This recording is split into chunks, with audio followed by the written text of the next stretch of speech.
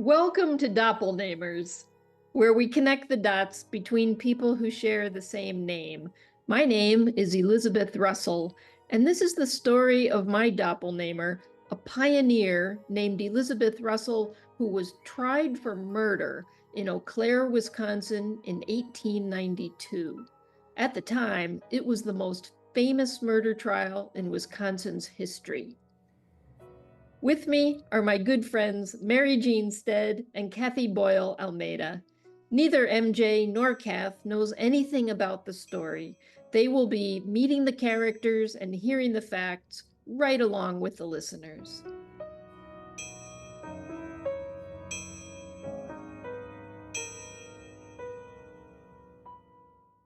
There are a few more bombshells that I think you need to hear. And next time, we'll have a special guest. Dr. Judith Ziegler will be with us to talk about the medical aspects of this case. After all that, we're going to turn this over to the two of you as though you were the jury. We can chat about whatever you want, and you will cast your own votes on whether you would have found Elizabeth Russell guilty or not guilty. Then we'll reveal what the actual jury determined. We'll get on with all of that shortly, but first, as always, we share somebody else's doppelnamer story, and today we meet Maggie Jensen's doppelnamer. Remember Bertha Jensen, who's the 17-year-old bride whom Elizabeth Russell was accused of poisoning? Right. Well, as you might recall, Maggie Jensen was Bertha's mom. We learned in an early episode that both Maggie and her husband, John Jensen, were German immigrants who settled in Wisconsin. Maggie's given surname was Pepgratz, so she got the Jensen part from her husband. As Maggie Jensen, though, she had a doppelnamer in nearby Marion, Wisconsin. And in 1892, the same year of Elizabeth's trial, the other Maggie Jensen was getting married. And honestly, there's no great story to tell about the other Maggie Jensen. But a description of her marriage taught me a new word. So the word I learned is patronymic. Do you guys know that word? No. Apparently, this describes a name formed by adding a suffix or prefix to a man's first name. So, for example, the patronymic of Patrick was Fitzpatrick, meaning Patrick's son. Okay. The patronymic of Peter was Peter's son, meaning Peter's son. Okay. The patronymic of Donald was MacDonald, for example, and so on. Okay. Interesting. So the other Maggie's father's name was Jens Larson. Well, in Germany, Jens is a shortened form of Johannes. Okay. Right? MJ, I'm waiting for you to say right, like Jens Brahms. Yes, Jens Brahms. So Jensen meant son of Jens. Very nice. I like it. So Maggie Two's marriage announcement says that she used her patronymic name, which was, like we just said, Jensen. We would have expected her last name to have been Larson because her father's last name was Larson, but under the patronymic system, Maggie's last name was Jensen. Wow. And yes, there is such a thing as matronymic, stemming from the mother instead of the father. Okay. It wasn't as common, but according to the internet, when wealth and land played a considerable role in identity, it was common practice for a child to receive a family name that referred to their mother if the mother was thought to be more influential or wealthier than the father. A great example of this usage is King Henry II of England, because one of his bynames was Fitz-Empress, or son of an empress, referring to his mother, Matilda, Empress of the Holy Roman Empire. Matilda. Right. So that's where Jensen came from. I picked Maggie Jensen today because we are going to look as objectively as we can at the Russell trial testimony, and Maggie's testimony was super important. And we'll get to that too in just a minute. But first, let's just set the stage for the trial. And I think stage is an appropriate word because this whole trial was like theater for the Eau Claire community. Here are some newspaper descriptions. At 1:30, the courthouse door had been thrown open and a rush followed, surpassing the box office sale of the Henrietta 3 times over. God. What is the Henrietta, you ask? How did we miss it? The Henrietta is an 1887 play by Bronson Howard, whom the New York Times compared to Oscar Wilde. So going to court for Elizabeth's trial was like going to Hamilton. Wow. The hottest ticket in town. Here's another. Before 2 o'clock, not a seat was to spare in the large room. Sheriff Fleming, remember him? Yes. Sheriff Fleming gave up his chair and sat upon the floor. Deputy Harkey hung himself out the window. That sounds drastic. That's an interesting visual. The tastes displayed in spring styles of bonnets and dresses were marked. This was 1892's version of the red carpet. The ladies had taken all the seats on the side of the courtroom nearest the prisoner, and many brought small packages of light eatables. So they were making it a picnic. Wow. On the gentleman's side of the courtroom, peanuts were the chief dainty. Dainty. Many days, the newspaper started out with what the judge and the lawyers were wearing. For example, on May 2nd, the paper said, Judge Bailey on Monday wore a white rose buttonhole bouquet. On Tuesday, the lapel of his Prince Albert was decorated with a dainty bunch of arbutus. And Wednesday, he wore a red rosebud. Wow. A lot of flowers. Want to know what a Prince Albert is? Yes. I'm picturing some kind of dainty flower. A Prince Albert was a double-breasted frock coat, usually with a flat velvet collar, becoming vogue after a visit to the United States by Prince Albert in 1876. Oh, that was the suit. That wasn't the type of flower. Right. He had the flower in the lapel. In the Prince Albert. Isn't there Prince Albert in a can? You have Prince Albert in a can? Yes, you do. Well, let him out. Yes. So more of what the judge and lawyers were wearing. Lawyer Irwin, remember he was the tall pine of the Northwest? Oh, yeah. Right. Lawyer Irwin is given to a modest turned-down collar with black tie. The district attorney, Frawley, wears a Bond Street blue and a long watch chain. Mr. James, who was Elizabeth's lawyer, wears his habitual gray suit with a tie to match. I'm wondering if all the newspaper covering of trials was this descriptive about what people were wearing. Was it just because this had so much celebrity to it? Well, I think there's that, and also there was no visual media. Yeah, that's true. The descriptors were kind of providing visual images. I'm surprised they didn't have flasks. I feel like this whole bunch was like a drinking, partying crowd. Maybe there was, they just didn't describe that in the newspaper. So did you guys have any thoughts about the description of Judge Bailey on his suit and his flowers every day? Well, it just made him sound very distinguished. It made me think, why wasn't he wearing a robe? Oh, I did think that when you first said he was wearing a suit. I, of course, had to look this up on the internet. And as it turns out, the wearing of judicial robes was optional in Wisconsin until, want to take a guess? This case. The wearing of judicial robes was optional in Wisconsin until June 4th, 1996. Wow. I wonder what made them do it then. On that day, the Wisconsin Supreme Court decreed that all judges should wear black robes when on the bench because the robe's symbolic role needed to be emphasized. 1996? Yeah, really? We living in Wisconsin in 1996? Yes. Had you been to any courtrooms? I worked for a court then. And no one was wearing the robes. Are there any other courts that still don't wear robes? Well, it's not that they didn't. It's just that it was optional. So someone did, and others apparently did not. If you wore the robe, could you put a flower in the lapel? And that could have been the factor right there. Judge Bailey could have kept wearing flowers in his own suit for another 100 years. That's hysterical. So what was Elizabeth wearing? Ooh. Black. Oh, yeah. It's a single sentence describing her. Black. Mrs. Russell, attired in black, sat with her husband, period. Wow. It's pretty clear that Elizabeth's husband, Thomas Russell, was by her side the whole time. Now, we know, and you might remember, that they were not exactly a match made in heaven. Yeah, he was gone a lot. He was not usually home, so this is a turn. That's interesting. But when the going got tough, Thomas was right there. And we know from our last episode that William Carson, the lumber baron who was Thomas's employer, absolutely believed in Elizabeth's innocence. And he had expressed that opinion publicly in a letter to the editor. All right, what about Peter? Was he in court as well? Yes, of course. Sure. Listen to this description, though. Peter Erickson, the bridegroom of 6 weeks, with his brother Adam, sat outside the railing, apparently unconcerned and unmoved. Really? Weird? That is weird. That is a little weird. And this isn't the only reference to Peter's demeanor as being not really what we'd expect from a grieving spouse. Yeah. On other days, the newspaper described him as smirking while stroking his thin little mustache. Dastardly. Yes. Well, this is just me talking and not evidence, but if Bertha was pregnant and Peter had been forced to marry her, Peter in this situation kind of got everything he wanted.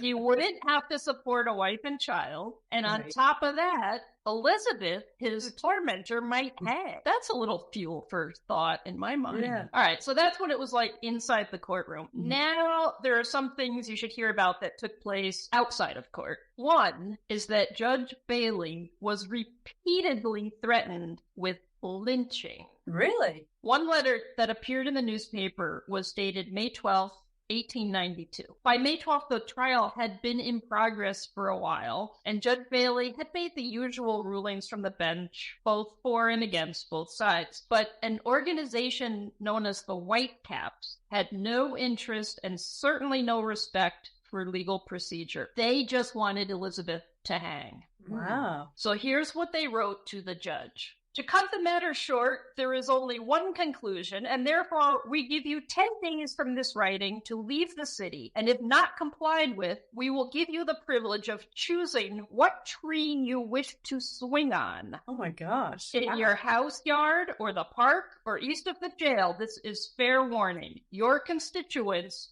the Whitecaps. Wow. So how did the Whitecaps have such strong feelings about the guilt of Elizabeth? Yeah, like why would they care? Well, listen to this. This is a little description of the Whitecaps from Wikipedia. Whitecapping was a violent vigilante movement of farmers in the United States during the late 19th and early 20th centuries. So exactly when we're talking about, when and where we're talking about.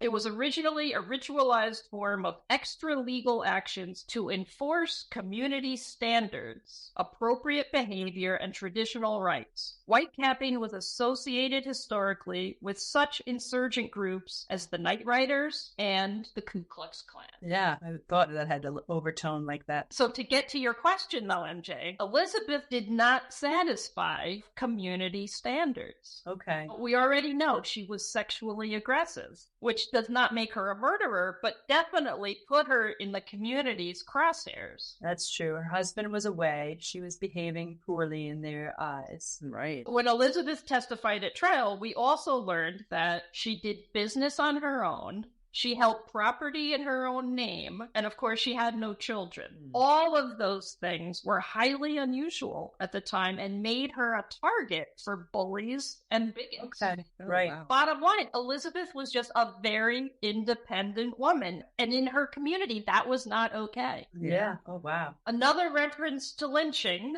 came from the district attorney himself, William Frawley. So there was this detective named A.F. Noble, and he was acting as sort of a double agent. He'd been retained by Elizabeth's defense to infiltrate the prosecution and, if possible, to get hired by them and to gather information about their case. In the course of doing that, Mr. Noble asked Frawley, well, what would happen if Elizabeth were acquitted or if the case were thrown out of court? And Frawley replied that in either case, both Judge Bailey and Elizabeth Russell would be lynched. Oh my God. Wow. Lynching. By the district attorney. Yeah. I thought it was important to give you some insight into the environment. So is that essentially if they're just not happy with the outcome of the trial, the community takes things into their own hands? Is that what they're saying? Exactly. Wow. If there's a party going on, it's like a red carpet. That's right. Like- And Wow. this is a good segue, Kath, since you just said that, because here's some more out-of-court antics. So it wasn't okay for Elizabeth to be an independent woman, but apparently it was just fine for a man in the jury to dress up in drag. Oh, wow. So here's a snip from the article. On Friday evening, Captain Wolfe was informed by members of the jury in the Russell case, quartered at the Hart House, that a lady had quietly entered their parlor and refused to leave. The valiant captain at once charged on the parlor and, seeing the lone occupant, asked, "By what authority are you here, madam? You must leave. This room is for the jury." But a shake of the head was the only answer the captain got, and he was about to use force when a laugh from the supposed lady and from the rest of the jury greeted to him.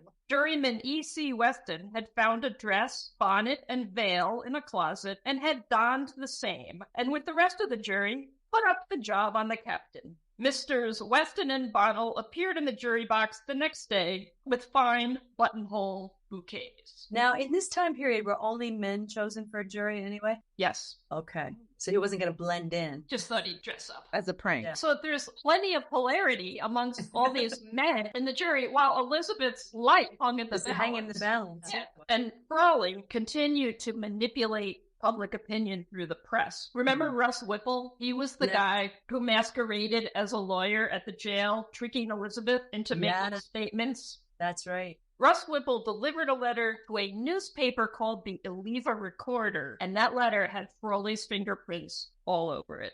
Last time, we learned that the lumber baron, William Carson, had written a letter to the editor defending Elizabeth, coming right out with the accusation that Frawley had no evidence against her. Well, Carson's letter appeared in the Eau Claire newspaper on April 16, 1892. On April 22nd, just 6 days later, the Eleva Recorder published the letter that Russ Whipple had delivered, which was supposedly anonymous and was signed an American citizen. The American citizen letter rambles a lot and is a bit difficult to follow, which is not surprising since Frawley almost certainly wrote it. But here's some excerpts. Mr. Editor, I noticed by the Eau Claire daily papers that the sympathizers of criminals are not satisfied with the outrageous and criminal plans practiced by the attorneys bolstering up a defense in the Russell murder case, and that they think it necessary to resort to print at this time. So the American Citizen letter was clearly a response to the Carson letter that had been defending Elizabeth.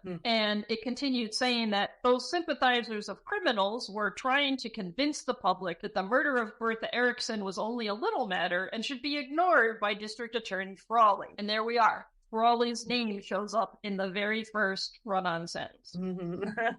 Presumably for the fact that all the evidence and circumstances say that a woman of shaky reputation by the name of Mrs. Russell is a person who planned and executed that cowardly and heartless murder. So we've got public manipulation of the press, their version of fake news. Yeah. And the letter goes on to say that the prosecution was not being treated fairly. And actually, it makes yet another reference to lynching in the event of a not guilty verdict. Oh, wow. But imagine that. Someone who is abusing the judicial system, whining that they're not being treated fairly.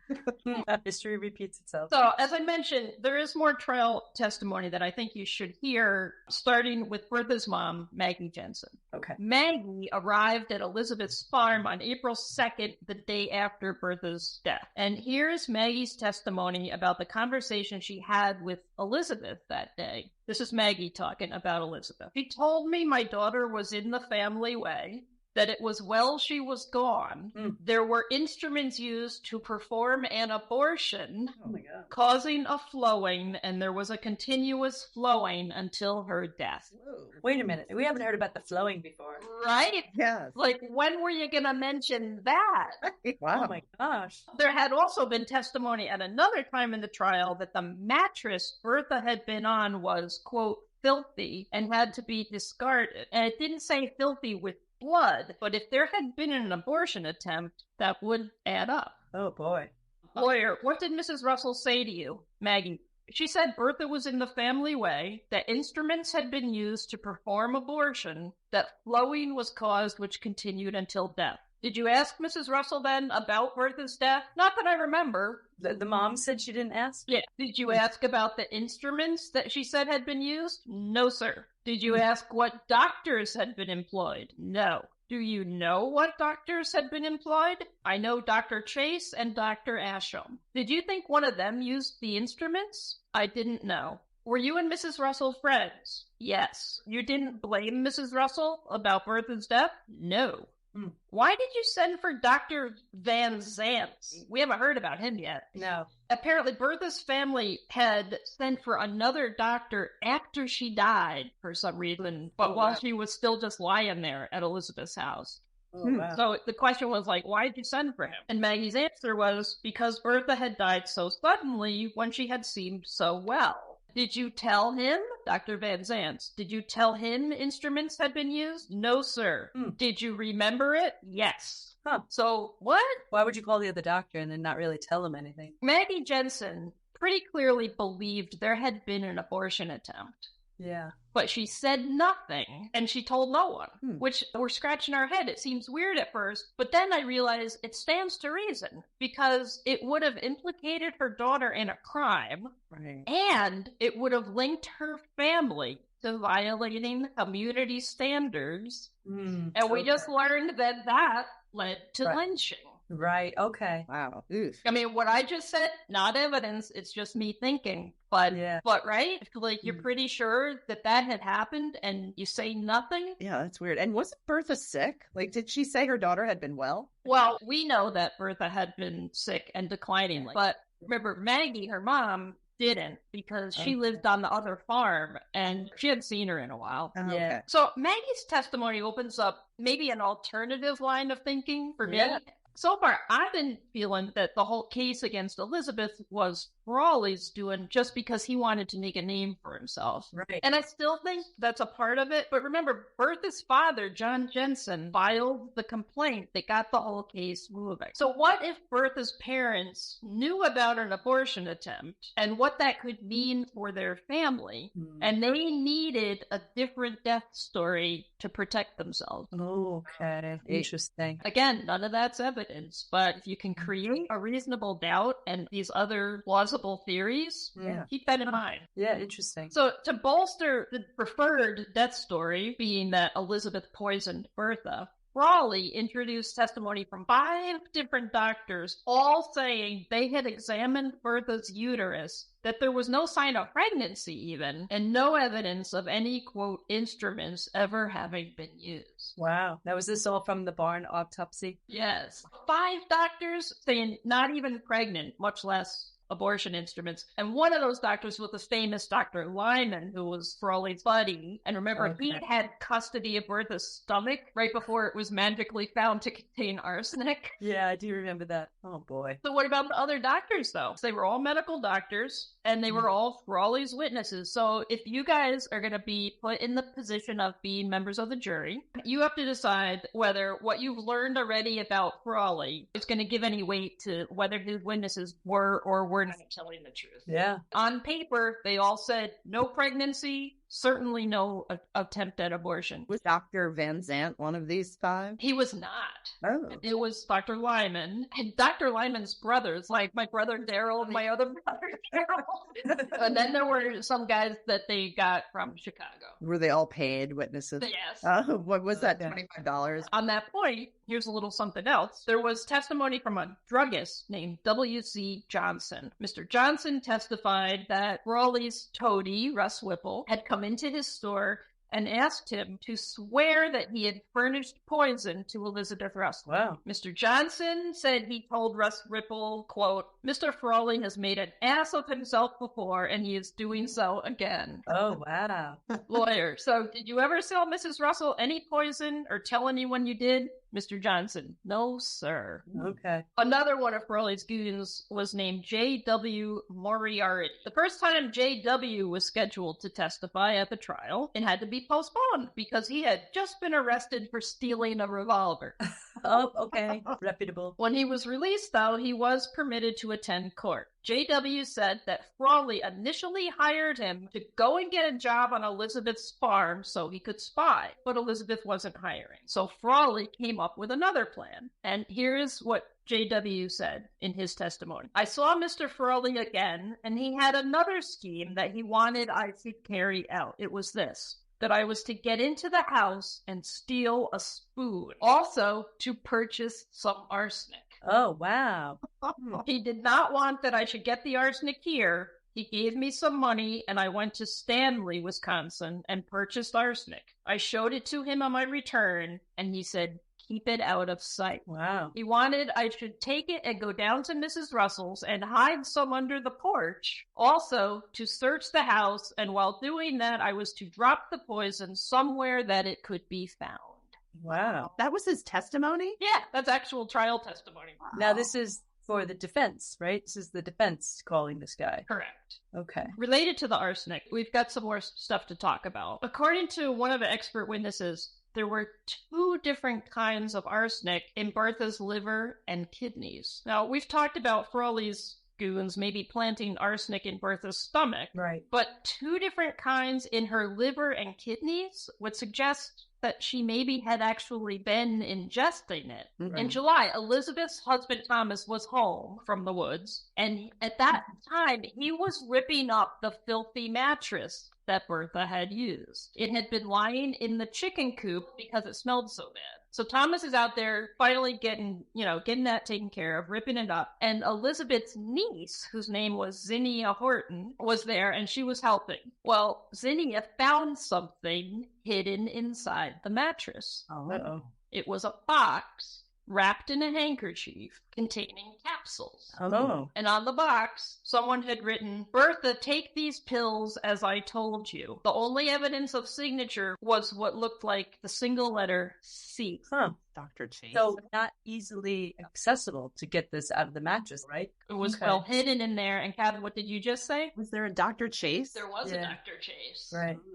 It was established at trial that the handkerchief did not belong to Elizabeth, and the writing on the box was not Elizabeth's handwriting. And when Zinnia found the box, Elizabeth didn't freak out. She just told Zinnia to get Thomas and to go show it to him. So she was pretty calm about that. Right. Which I wouldn't expect if her murder weapon had just been revealed. Yeah, right. So here, we don't know the answer to this, but did JW actually carry out Frawley's scheme to plant the arsenic? Or was Bertha maybe taking arsenic on purpose? Now, at the time, arsenic was widely used by young women as a cosmetic for achieving clear skin. Really? It was.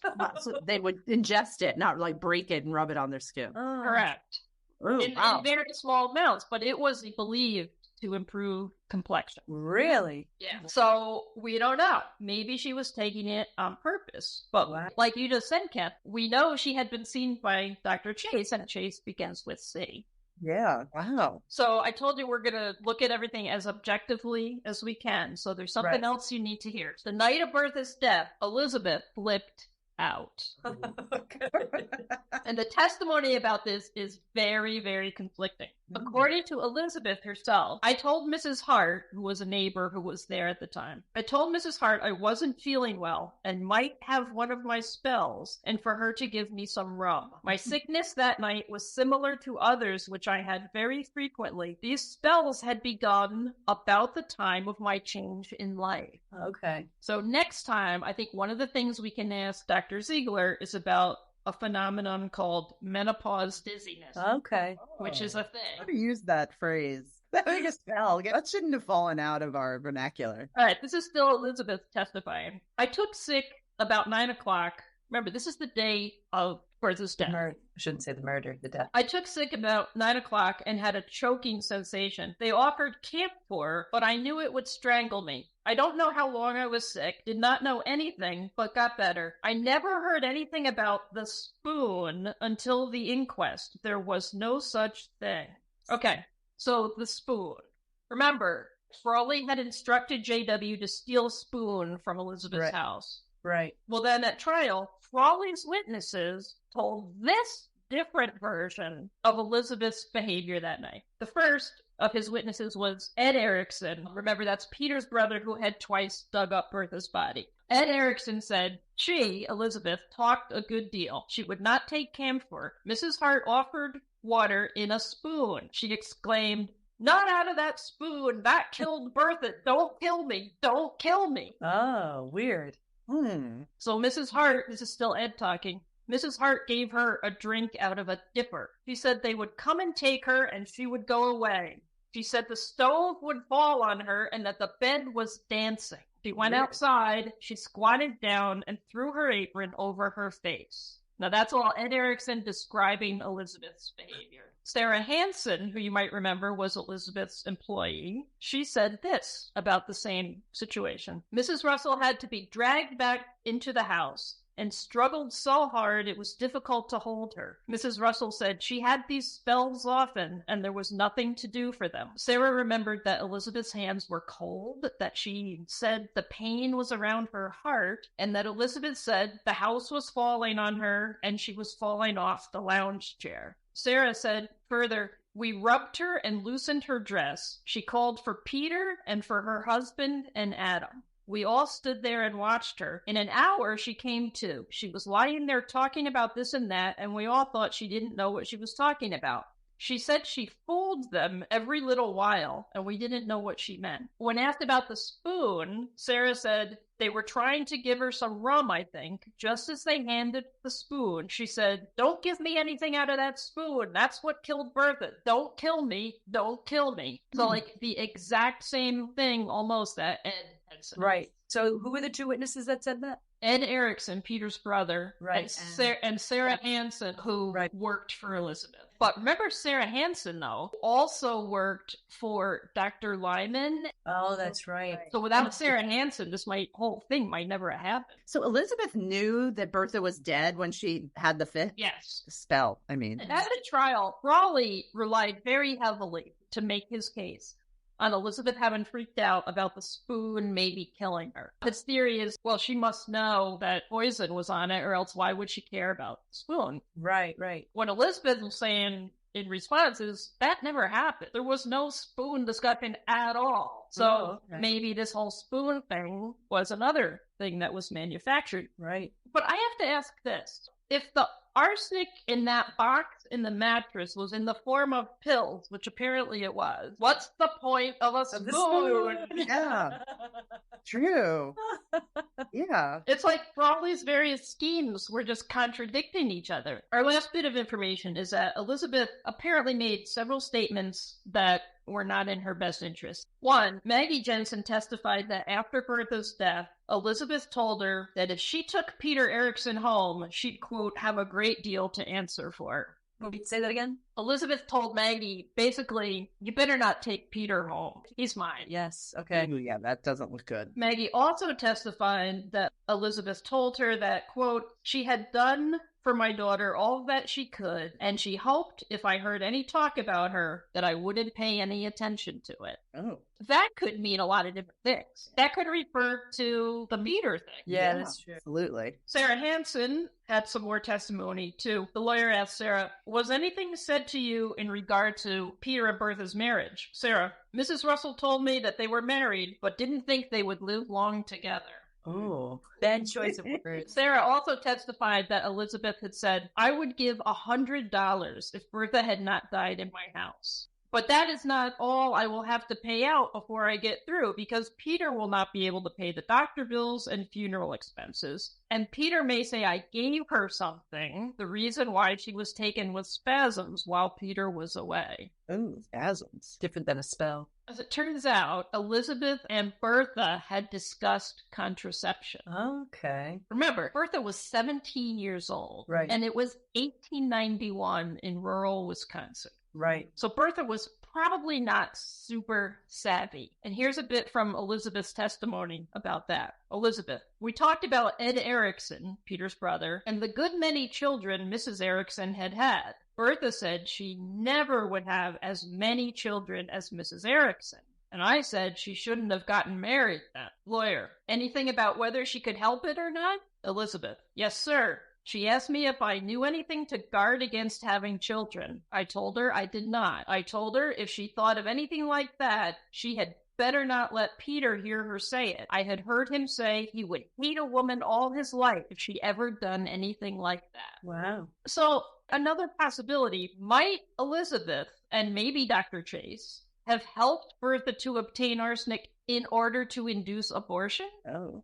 I found a medical journal from 1853 describing a case where a pregnant woman took arsenic on purpose to induce abortion. She had symptoms sounding exactly like Bertha's, and she ended up dead from arsenic poisoning. Oh. Oh, wow. We don't know. Last thing, another witness was an old woman named Hannah Partel who'd known Elizabeth's parents. And sometime before the trial, Elizabeth and her father, Lathrop Horton, had visited Mrs. Hannah Bartell at her farm. According to Mrs. Bartell, Elizabeth said she was not guilty of murder, but if she had to go, 2 or 3 more would have to go with her. Ooh, wow. So wait, if she was going to be tried for murder, then there's other people she's bringing down with her. So that would add up. If Elizabeth and maybe Dr. Chase, who knows, were in a scheme to help Bertha abort by using arsenic. Yeah. We'll end with this, just describing Elizabeth's old friend, Hannah Bartell. This is from the newspaper. The old lady was helped down from the stand. She passed Mrs. Russell, leaned over, and kissed the accused woman. And that, my friends, is all of the facts you're going to hear. Wow. The next time, we will chat with our medical expert, Dr. Judith Ziegler, and then the two of you will deliberate as though you were the jury, and you will decide if you would have found Elizabeth Russell guilty or not guilty. Then after that, we'll reveal what the actual jury determined. Very cool. Now, here's a heads up. There's more after the verdict. She gonna take down people with her? Oh, the judge is gonna get lynched. The town goes crazy. They might.